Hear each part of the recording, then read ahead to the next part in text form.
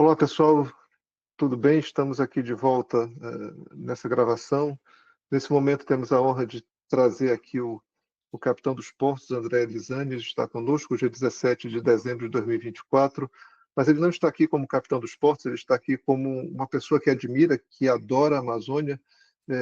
Ao longo do tempo que eu interagi com ele durante essa seca de 2024, fiquei encantado com o trabalho dele, e ambos somos servidores públicos, cada um nas suas instituições, mas ambos temos um posicionamento muito pessoal, muito próprio, e temos um pensamento próprio de admirar a Amazônia, de adorar a Amazônia. Temos amigos em comum, a professora Teovina Garcia, que já esteve aqui conosco em dois momentos, gravando algum conteúdo e compartilhando no canal, uma pessoa de uma amizade em comum. Estivemos juntos no aniversário dos 150 anos da Capitania dos Portos, da Capitania Fluvial da Amazônia Ocidental. Foi um evento maravilhoso, magnífico, organizado por ele, em conjunto com o pessoal da Marinha. Então, eu fiz o convite para ele bater um papo conosco sobre três aspectos: sobre os 150 anos da Capitania, sobre a seca de 2024. Fiz um artigo e registro que escrevi no artigo, agradecendo especialmente a ele, a Capitania dos Portos, a ANTAC e a Receita Federal pelo esforço que foi empreendido para reduzir os custos de todos nós, da sociedade, em relação à seca de 2024, e algumas perspectivas para o ano que vem. Vai ter seca, não vai ter seca? Em certa medida é chute, né? Nós não somos especialistas em clima, mas adoramos a região e podemos ter opiniões pessoais sobre o assunto. Então, é nesse contexto que trazemos o André conosco aqui, não exatamente o capitão dos portos, mas o André. Seja bem-vindo, André, fique muito à vontade aí para discorrer um pouco, para a gente conversar um pouco sobre essas questões. Tá, muito obrigado pelo convite, uma satisfação estar aqui como servidor público, né? Eu gosto muito de falar, eu gosto muito desse termo. A língua foi muito feliz, né, quando bota servidor público, porque é um serviço efetivamente ao público. A gente tem que pontuar muito bem, porque é uma questão de perspectiva, né? Então, nesses momentos, a perspectiva ela faz toda a diferença, né? Quem serve, quem é servido. Então, esse aspecto, como servidor público, como cidadão brasileiro e, mais recentemente, amazonense, porque é uma região que eu abriguei no meu coração desde que cheguei, vendo o potencial que o Amazonas tem para o Brasil, de uma forma geral. Quem gosta do Brasil entende o que é a Amazônia, o que é o Estado do Amazonas, acaba gostando do Estado, porque o Estado ele colabora muito com o crescimento do nosso país, é posicionado estrategicamente.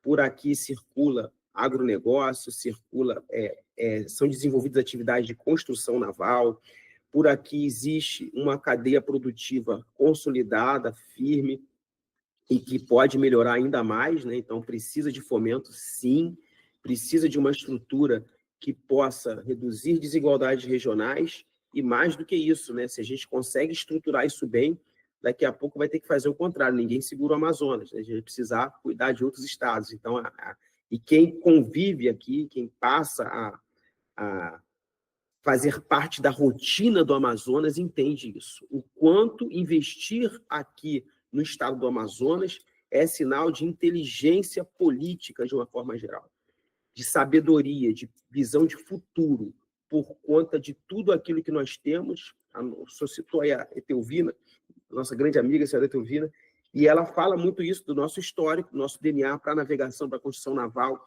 tudo que aqui viram. Não é à toa que, desde muito tempo, os portugueses e outras nações, e até hoje, né, temos vários países que não saem daqui, que veem na Amazônia esse potencial. O convite é que o resto do Brasil também olhe para nós, né, e invista aqui da mesma forma, com o mesmo olhar de futuro, com a mesma visão inteligente que outros países já o fazem. E é muito interessante essa questão da contribuição, né? 18% do PIB do Amazonas é imposto, a média brasileira é 15,5%, o norte a média é 12,1%. Então é muito emblemático como a região, a nossa região, ela já contribui em muito com o imposto nacional, e às vezes há uma falta de percepção, mas eu diria que a navegação é o grande eixo, né, desde sempre. Como é que o senhor percebe a navegação nisso? A gente teve a Etelvina conosco, falando lá 100 anos antes do Porto de Santos, essa navegação aqui, a capitania há 150 anos aqui, como é que o senhor percebe a capitania e a navegação na Amazônia? E eu tenho a sensação, muitas vezes, que o eixo que permite essa contribuição tão determinante é a navegação. A navegação é fundamental, porque nós não temos rodovias de maneira expressiva para o Brasil, apenas rodovia para o norte, né, a BR-174, e Manaus não tem rodovia asfaltada, enfim, conexão de infraestrutura, de estoque de infraestrutura mais pesado. A hidrovia, com aspas ou sem aspas, é ela que faz a economia da região. Como é que o senhor percebe, nesses 150 anos da capitania, a relevância econômica da hidrovia? É interessante esse aspecto histórico, porque ele mostra realmente quem a gente é. A província nasce no dia 5, né, de setembro, e no dia 6, a lei que autoriza a navegação a vapor aqui na região. Então, já existia na época, o primeiro presidente da província, ele foi o propositor da lei, já existia na época essa visão, não, vou criar uma província para a navegação. A importância da região é uma importância voltada para a navegação, tanto que as coisas acontecem no mesmo tempo.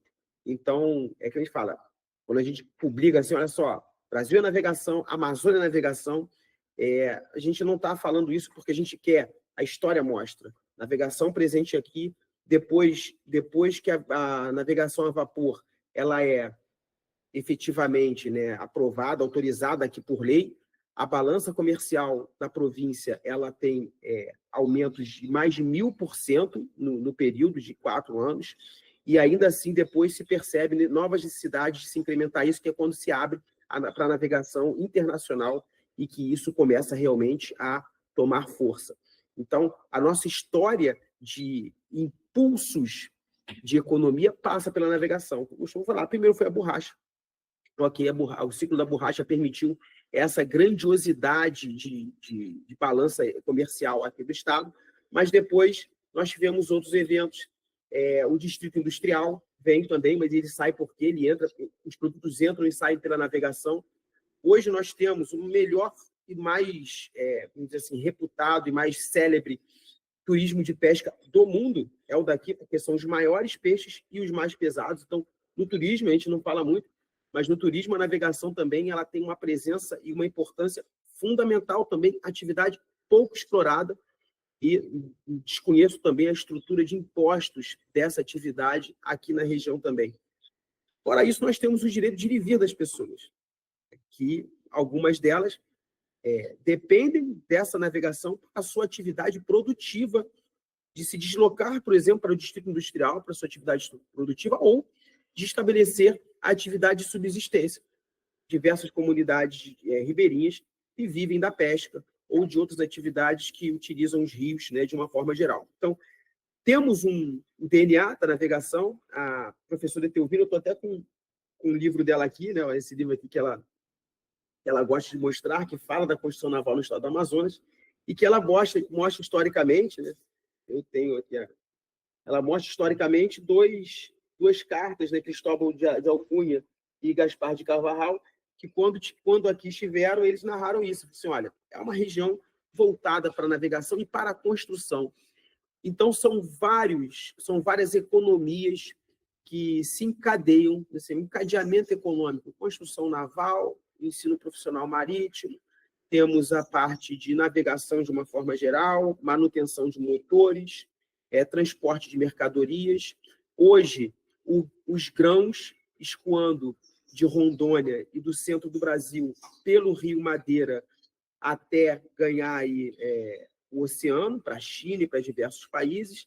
Então, como não pensar na nossa região como uma região centrada na navegação? E como não entender, né? E quando se chega aqui na região amazônica, é uma coisa assim, fantástica, porque se percebe que há soluções customizadas para cá que não poderiam ter sido pensadas em local nenhum do mundo. No dia 13 de dezembro, foi oficialmente apresentado um procedimento de transbordo de navios para balsas de óleo, que não existe procedimento no mundo escrito e avalizado e produzido para esse tipo de transbordo. Existe de navio para navio, a OQIF faz, mas esse de navio para balsa, a Amazônia é vanguarda nisso. Fazemos isso 1000 vezes mais do que o segundo colocado. Então, é algo que nasceu aonde? Em Itapatiara, ali com o navio da Transpetro, da ATA. Então, nós somos vanguarda nesse projeto de navegação e temos a expertise disso, por quê? Porque dependemos disso. Seria antinatural se nós não tivéssemos essa pegada, essa vocação e não desenvolvêssemos todo esse conhecimento voltado para isso. Muito bacana esse seu recorte. Eu vou compartilhar aqui uma imagem, é um trabalho em elaboração, é uma compilação de teus transportados aqui para Manaus, né? Então, é crescente aí, os últimos 14 anos, ano a ano, só cresce, né? Os armadores, eles operam cada vez mais com containers para cá. A gente tem um crescimento muito, muito expressivo no transporte de contêineres no Brasil como um todo, e Manaus é o porto que meio que consolidou essa navegação de interior de contêineres, né? Uma tendência de colocar em ferrovias os contêineres, uma tendência de usar mais e mais no litoral, em Suape, Pecém, enfim, nos portos do litoral. Há um posicionamento novo de Vila do Conde com esse interesse, né, mais recentemente. Então, é encantador o conjunto, né? O conjunto parece ser a grande oportunidade. A gente tem discutido oportunidade de sair soja por container. É um caminho que não está acontecendo. A gente tem os graneleiros operando aqui, e um volume gigante, né? Mas a soja por container ainda é um potencial a ser explorado, né? Porque o navio de longo curso ele sai praticamente batendo lata daqui, reposicionando o container, enfim, fazendo o que tem que fazer para não perder dinheiro claro, cobrando mais caro para trazer a carga de ingresso de longo curso. Esses transbordos que o senhor mencionou aqui, já teve na pauta de análise de vocês também, ou sua pessoal, essa condição de reflexão de outras formas de navegação na Amazônia, porque há muitos grupos econômicos nacionais e estrangeiros olhando soja, olhando esses produtos primários do Brasil, e esse rio é sempre um caminho natural, né? A gente tem isso tem aquecido cada vez mais a pauta de discussões na comunidade marítima ou fluvial daqui da região, né? Por quê? Porque envolve, como você acabou de falar, diversos entes econômicos que dependem da navegação. Então, temos a navegação interior, que é bem interessante pontuar a questão dos teus, né, que em alguns momentos, situações duelavam, vamos dizer assim, com a navegação tanto de cabotagem quanto de longo curso. E nesse ano da seca, elas foram complementares. Uma não sobreviveria sem a outra. O transbordo era feito do navio para a balsa, já utilizando a estrutura dos portos, dos pier provisórios, dos chibatão dos superterminais, e interiorizava para Manaus pela navegação interior.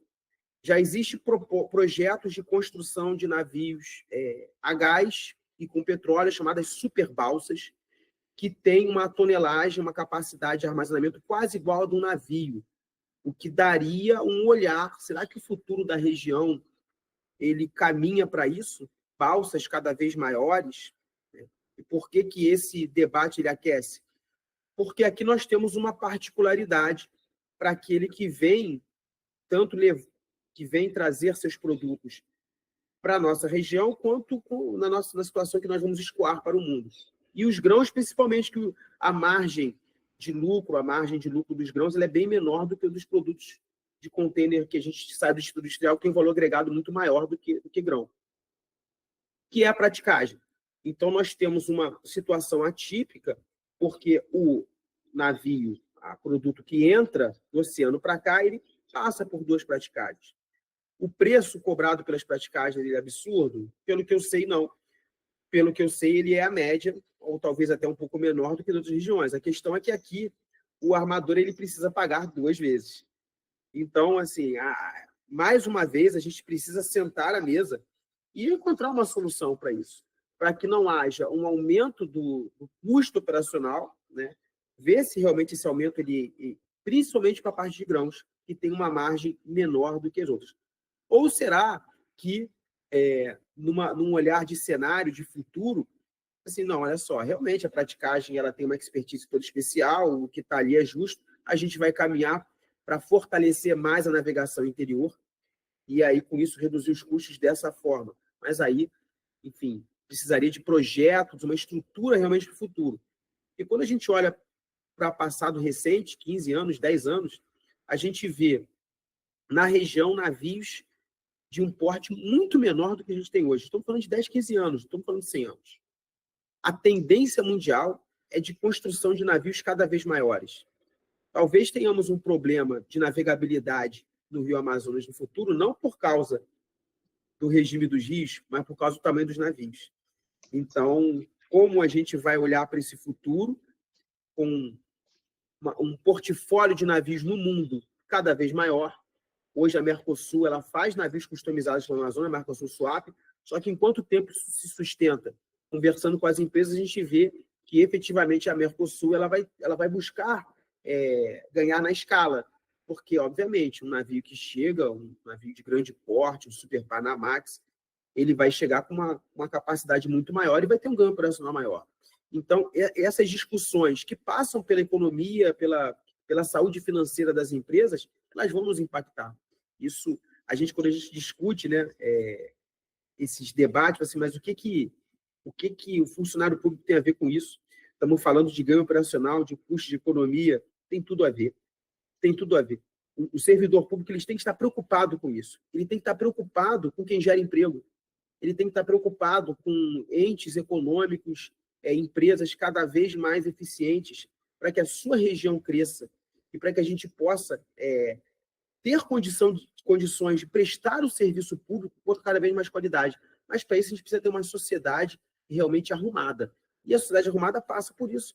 Prosperidade, desenvolvimento social, geração de empregos, né? São coisas que nos impactam como servidores públicos de uma forma geral, e eu acredito que, de certa forma, na perspectiva do senhor também, né, existe uma influência grande nisso.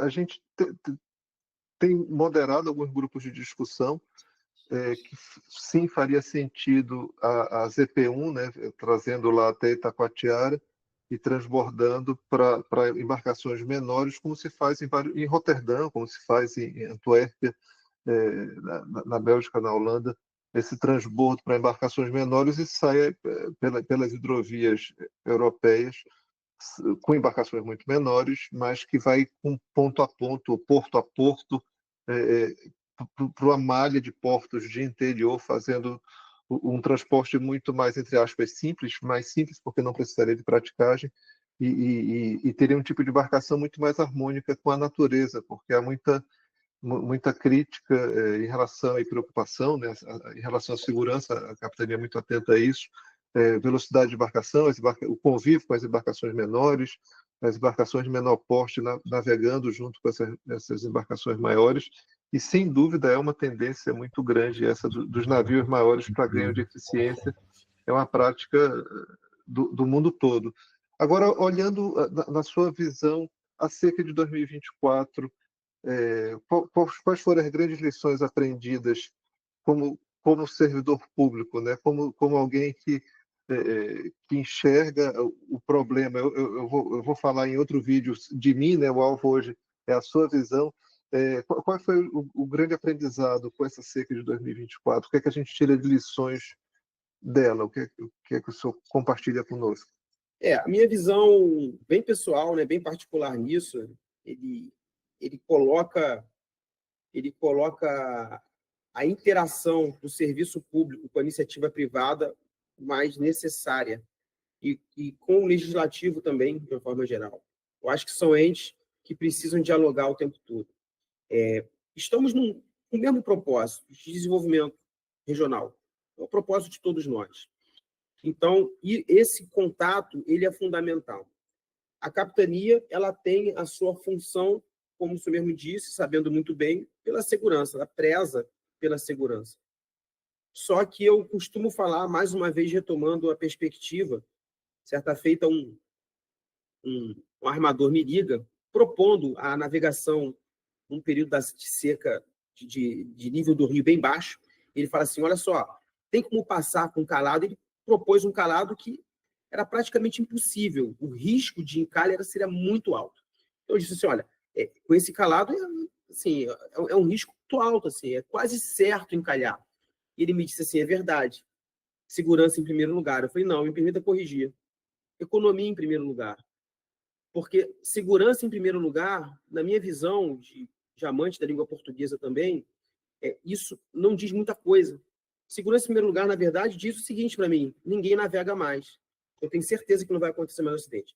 Agora, se eu coloco a economia e o desenvolvimento regional como algo a ser perseguido, olha, nesse caso, se você encalhar, vai ser ruim para a economia, a sua empresa vai ficar sendo mal vista, você pode bloquear o canal, nenhuma empresa mais passa. Você pode ter perda de carga. Então, o teu custo operacional vai cair. Com isso, o produto não chega, você vai impactar também o distrito industrial, então você vai prejudicar toda a minha economia. Eu também estou pela economia. A minha segurança ela não é finalística, ela é meio. Meio para quê? Para que a gente possa atingir um desenvolvimento regional, o desenvolvimento do comércio marítimo. Então, uma lição aprendida é isso. Olha, primeiro, perspectivas institucionais. Aquilo que a gente faz contribuindo para alguma coisa, a gente faz contribuindo para alguma coisa. A gente não faz porque é um fim em si mesmo. Se o ente público ficar na sua cadeira, assim, não, eu cuido da segurança, eu cuido, vamos dizer assim, do controle interno, eu cuido para verificar a corrupção, cada um tem a sua função pública. Se eu ficar só por isso, eu risco estar me desconectando de uma realidade. Algumas instituições, ao final do período da seca, depois de um trabalho intenso de conseguir efetivamente montar pier provisório, como o senhor mesmo falou, várias instituições trabalhando, mudando os seus processos. Essa visão de processo foi muito importante, como lição aprendida. Olha, eu fazia dessa forma, essa forma é mais efetiva, tem que continuar fazendo assim. Esse caso se aplica exatamente a essa regra, ou eu posso repensar isso? Então, quando cada um começa a ver dessa forma em termos de processo e se inteirar da situação para um objetivo maior, melhora. Agora, algumas instituições que assim, não, eu vou ficar aqui esperando e ao final da seca questionam, por que a instituição X fez tão rápido? Houve esse questionamento. Houve esse questionamento. Por que a instituição X fez tão rápido? Assim, não, mas no período todo da seca, não houve dessa instituição questionadora um oferecimento de ajuda desde o início. Será que a gente pode, desde o início, ver esses processos? Porque é uma situação que atinge a tantas pessoas, principalmente os mais vulneráveis. Será que a gente pode contribuir? Não. E no final, o que ela faz? Ela cumpre o papel institucional dela, ok. Mas ela foi amazônida? Será que ela realmente se preocupou com o bem público, o bem social? Ou é aquela visão de realmente sentado no ar-condicionado? Não, meu bem público é fazer essa parte. Fazendo isso, eu estou cumprindo, eu vou questionar, eu vou perguntar, eu vou investigar. Mas e o processo nisso todo? Então, isso foi, na minha visão, um amadurecimento de várias instituições que perceberam isso. Olha, vamos inteirar do processo todo. Isso não tem nada a ver comigo, tem com a Receita, mas Receita, sabe alguma coisa que eu posso fazer, não posso te ajudar? A Receita é vice-versa, em outras instituições.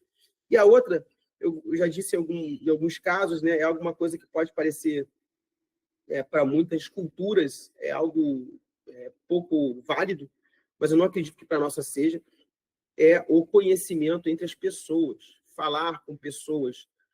O senhor mesmo disse, né? Nos conhecemos, conversamos, entendemos as visões de cada um. Somos personalidades. Existe o papel institucional, aquilo que não muda, mas existe o perfil de cada um. E a gente trabalha melhor se a gente conhecer esse perfil, até trabalhando as diferenças mesmo.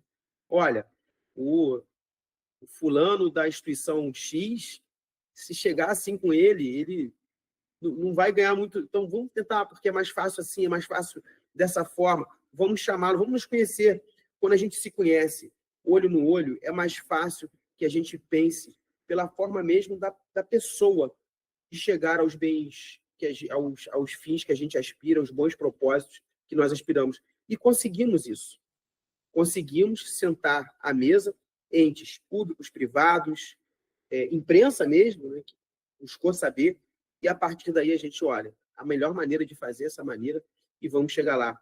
Então, assim, vamos fazer mais do que está escrito no papelzinho aqui para a gente fazer, e vamos conhecer as pessoas. saber como trabalhar com elas, porque dessa fórmula só pode sair aprendizado, só pode sair crescimento, engrandecimento pessoal do agente e institucional do órgão que se envolve nisso, público e privado. Fantástico. A minha lição foi muito semelhante à sua, porque realmente as instituições são pessoas, pessoas representam as instituições, a gente tem essa figura institucional, mas as pessoas vão fazendo o que podem e aproxima as instituições. A capitania esteve muito mais próxima esse ano, a universidade conseguiu dialogar bastante. A universidade tem uma vantagem da liberdade de cátedra, né? Nos permite falar um pouco mais, né? Com o pensamento de propostas e realmente esse semear foi muito virtuoso em 2024. Eu acho que foi muito positivo. E com esses aprendizados, como é que a gente constrói perspectivas de futuro? A perspectiva de futuro principal para 2025? O senhor tem uma missão em 2025, e o que é que parece ser a missão do início do ano e para que a gente plante sementes que floresçam em 2025, apesar de toda a incerteza que há sobre qual será o cenário? Eu não vou lhe pedir aqui a previsão se vai ter seco ou não, porque isso aí só Deus sabe, né? E os cientistas não têm consenso maior do que 3 meses. Então, a gente vai montar um evento em janeiro para trazer essas pessoas para falarem um pouquinho, mas quais são as perspectivas, na sua perspectiva pessoal? De novo, relembrando, estamos falando aqui como pensadores sobre a região e fora do aspecto institucional. O que são as suas perspectivas de futuro para 25? Primeiro com o tom, por mais que a gente tenha tido sucessos em 2024, mas a gente pode melhorar, né? Então, não falávamos em outra ocasião, não descansar nos sucessos do passado, isso não é virtuoso. Vamos comemorar sim, é bom comemorar, poxa, conseguimos superar de sérios desafios e tal, mas olha só, processos sempre podem ser melhorados. Isso é um mantra de quem trabalha com processo. Nenhum processo é perfeito. E eu acabei de rever o processo, de aprimorá-lo. Ok, vamos comemorar, vamos colher um pouquinho só e já vamos rever esse processo para ver onde ele pode melhorar novamente. Então, tivemos um evento, uma constatação recente, a gente tinha uma desconfiança, e provavelmente é isso mesmo, né? Que a dragagem nos pontos dos cabos submarinos, ao contrário, que os cabos submarinos efetivamente foram um obstáculo para a dragagem, para a efetividade delas. Então, o primeiro passo, logo em janeiro, é reunir os entes envolvidos na dinâmica dos cabos submarinos, a empresa que coloca, quem faz a manutenção, a operação, quem autoriza a colocação, e aí propor, ver quais são as possibilidades de deslocamento desses cabos para fora do canal de navegação em alguns pontos, nos pontos mais rasos.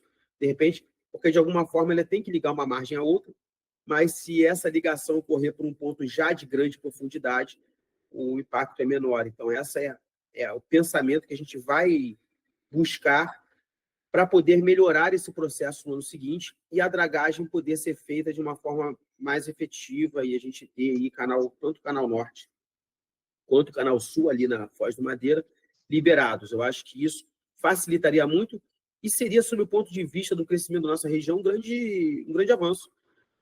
Porque ter os 2 canais navegáveis ele é fundamental. Se a gente está pensando em dinamizar a região, nós poderíamos ter um canal para navegação de longo curso e cabotagem e outro canal para navegação interior.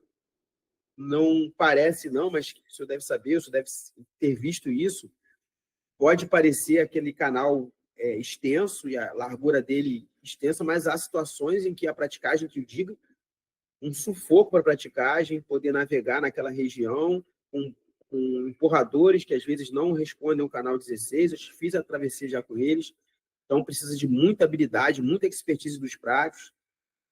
Passei lá com a ZP2. Isso foi um tópico que a gente observou de melhoria. Ter 2 canais para navegação é importantíssimo. Isso é algo que a gente precisa cuidar efetivamente.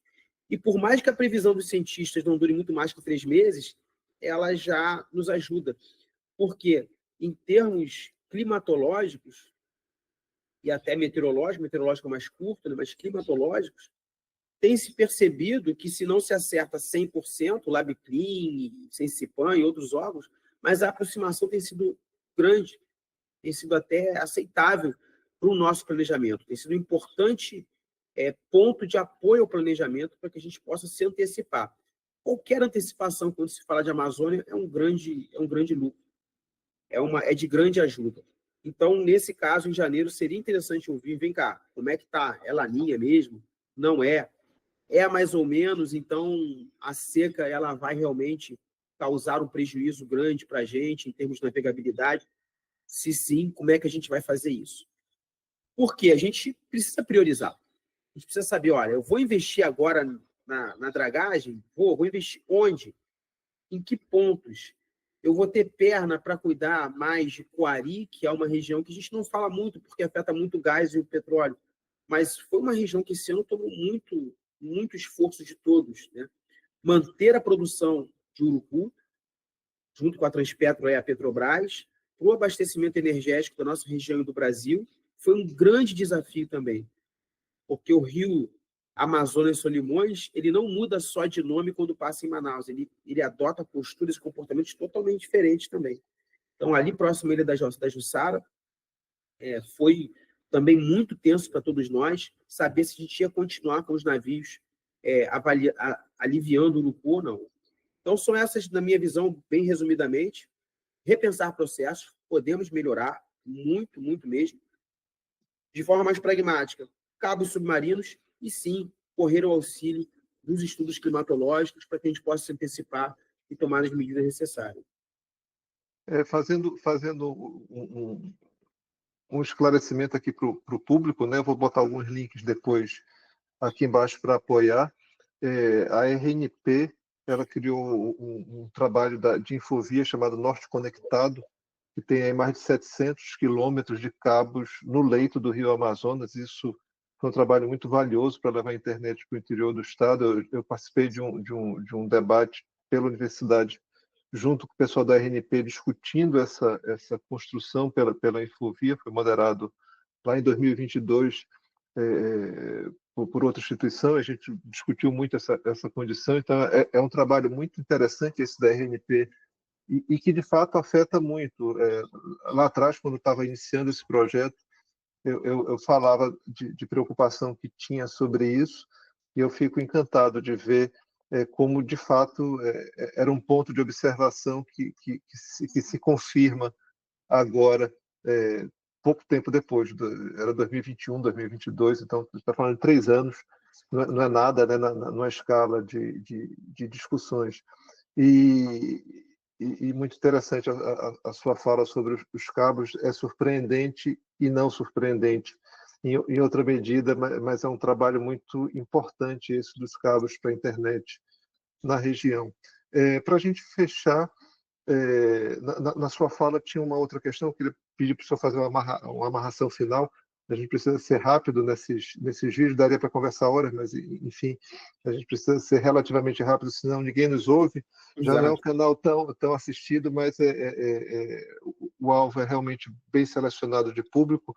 Mas pensando na construção do futuro, pensando nesse fechamento de próximos passos, discussão com o pessoal de infraestrutura faz total sentido, discussão com o pessoal da navegação, mas eu trouxe outro aspecto aqui que está fora das discussões que nós temos moderado, que é depois de Manaus, ou seja, a minha preocupação de pesquisa acadêmica é sempre a indústria da Zona Franca de Manaus. Sou especialista em competitividade industrial, esse é meu foco, mas eu trouxe para o radar aqui Urucu, eu trouxe para o radar aqui trânsito de petróleo, que a gente tem uma transformação importante aqui para Manaus, da refinaria, etc.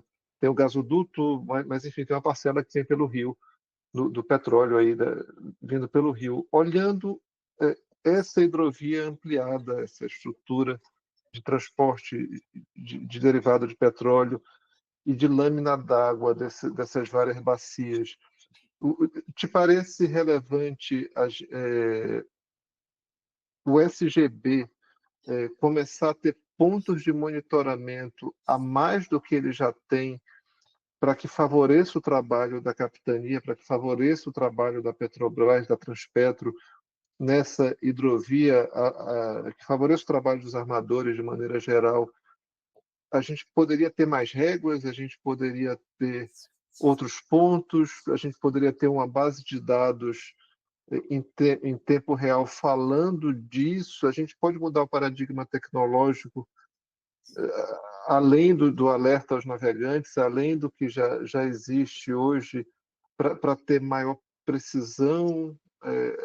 Há alguma mudança tecnológica de inovação que possa ser feita para esses órgãos se falarem um pouco mais? Eu sempre fico com a sensação que os órgãos se falam muito menos do que deveria. Então, lhe convido aí para fazer essa amarração final nesse paradigma tecnológico para o futuro. De forma muito rápida, eu vou evocar aqui 2 livros de um mesmo autor, né? O Cisne Negro e o Antifrágil, do Taleb. Primeiro, a tendência de achar que um evento extremo e que afeta muitas pessoas, que ele é um cisne negro, porque, teoricamente, ele não estava sendo previsto. Eu acho que isso não ocorre muito aqui na nossa região. Nossa região não vive esse paradigma. Por quê? Porque os eventos são cíclicos, são previstos, e, de certa forma, isso vem sido falado e alertado por diversas vozes há muito tempo. Então, isso não ocorre. Mas o outro livro, ele talvez seja bem mais relevante para a nossa realidade, que é o Antifrágil, que é você ter a capacidade de até esperar a crise para crescer com ela. Eu acho que essa é a tônica do Amazônia e para onde ele precisa caminhar. A região dos Solimões, essa região que a gente fala de Quari, do transporte de petróleo, é uma região atípica. E quando se fala de Amazônia, principalmente aquele que vem de fora daqui, ele tem a tendência de fazer o seguinte: olha só, eu entendo muito de porto, de logística, eu entendo de diversas situações. Eu fui CEO de empresas XYZ, eu fui gestor público, e eu vi uma solução em Le Havre, eu vi uma solução em Roterdã, eu vi em Santos, e aqui a gente aplica. Cuidado, né? Porque aqui não é Roterdã, aqui não é Santos. Quem navega pelos Solimões entende em que pé ele está, na verdade, que casco, né? Ele está colocando o seu casco em que mar, em que águas? Nas águas turvas dos Solimões, efetivamente lidando com um ambiente que há incertezas o tempo todo, mas essas incertezas, elas são esperadas. Não é uma incerteza que eu achei que fosse ter um comportamento diverso. Não, a gente espera que o Solimões se comporte dessa forma, e a gente precisa pensar como a Amazônia se desloca de tudo aquilo que a gente viu em termos logísticos, de infraestrutura, guarda os fundamentos, que é segurança, rapidez, eficiência, guarda os fundamentos e vamos desenvolver em cima disso. E daí a gente coloca universidade. O quanto também, de repente, na minha própria condução, eu não falhei em não ter, desde o início, me aproximado da universidade e ter provocado melhor isso. Assim, olha, porque quando a gente ama uma região, a gente não quer simplesmente a solução no período que a gente está vivo, no período que a gente está no cargo. Quem ama a região quer essa solução em algum momento. E a pesquisa científica ela leva um tempo, muitas vezes 2, 3, 4 anos para chegar a um resultado. Mas quando esse resultado chega, ele salva toda uma região. Então, se aproximar e ter esse pensamento, a gente gosta de apagar o incêndio, né? Não, é o agora, é daqui a 2 meses, daqui a 3 meses, e a próxima seca. Tá bom, vamos continuar fazendo isso. Mas vem cá, isso vai se repetir 2, 3 vezes. Será que na 4ª você já não consegue uma solução? Como é que estão os incentivos de pesquisa para que você um dia encontre a solução? Não vai ser no mandato de ninguém, não vai ser na minha gestão, mas algum dia isso vai trazer. Então, sim, essas inovações tecnológicas para a região são pertinentes, necessárias. Esse pensamento de realmente analisar, e as pessoas que trabalham no SGB, elas conhecem bastante a região, são pessoas que já estão aqui sofrendo já há bastante tempo, o sofrimento, ele desperta consciências para isso também, e eu acredito que em breve a gente vai precisar olhar realmente com muito afinco, porque se a gente encontrou excelentes soluções para a região de Taquatiara, nessa região de Quari, eu acho que ainda temos mais a caminhar. Temos que realmente pensar em soluções menos de fortuna e com menos ansiedade, né? queimação de estômago como foi esse ano. Muito legal, André. Eu catei aqui atrás desse livro, né? Seca na Amazônia. Esse livro é de 2013. É de 2013, está prefaciado aqui, apresentado pelo Adalberto Val, do INPA, e discutindo com mapas e previsões do clima. Não conheço os autores, conheço quem apresenta ele. Eu catei ele na Nova Valer, ali do lado do Teatro Amazonas, esse final de semana, quando fui conhecer a Valer. De fato, a gente tem um manancial de oportunidades. Eu até cunhei uma frase aqui, parafraseando um músico brasileiro: o Mississippi não é aqui. A sua fala foi: aqui não é Roterdã, aqui não é Europa, aqui é Amazônia, os Solimões é aqui. Realmente, a gente precisa de engenharia da Amazônia para a Amazônia, feita por brasileiros, para enfrentar os desafios daqui, porque ninguém conhece os Solimões tão bem como quem está aqui, ou ninguém conhece o Madeira tão bem como ouviu uma fala sua no evento outro dia sobre os desafios de navegar no Madeira, os desafios de navegar nos Solimões, os desafios de navegar na Amazônia. Encantadora conversa. Registro novamente o agradecimento por ter esse momento contigo, por ter a oportunidade de gravar esse bate-papo. Vão ter outros bate-papos nossos institucionalmente, aí pela UFAM, pela Capitania ou pela Marinha. A gente precisa ter a liderança brasileira. Eu tive a chance, certa vez, de falar sobre a importância da liderança brasileira no evento da Marinha. Tem uma plaquinha aí que eu ganhei nesse evento. A gente precisa da liderança brasileira nas discussões de Amazônia, e tê-lo nessa discussão conosco é uma honra. Tê-lo como cidadão amazonense também agora é uma honra, é muito importante. Muito obrigado pela sua contribuição em 24 e pelo que virá em 2025. Muito obrigado. Valeu, muito obrigado. Convite. Uma alegria muito grande estar aqui e espero poder contribuir outras vezes também, né? E que o canal fique ativo, um canal muito rico, não só para registro histórico, mas para aprender. Aqui a gente falou um pouco sobre autoridade marítima, mas os outros tópicos, fora da nossa zona de conforto, cada um tem a sua, a gente acaba aprendendo muito, e o conhecimento ele é todo integrado, né? Como a gente falou, né? Aprender sobre questões tributárias, aprender sobre questões logísticas, sobre leis, sobre, enfim, todo esse universo que perpassa a nossa região. A gente só tem a se engrandecer, então parabéns pelo canal, professor, e muito obrigado pela honra de estar participando aqui dessa conversa. Valeu, muito obrigado.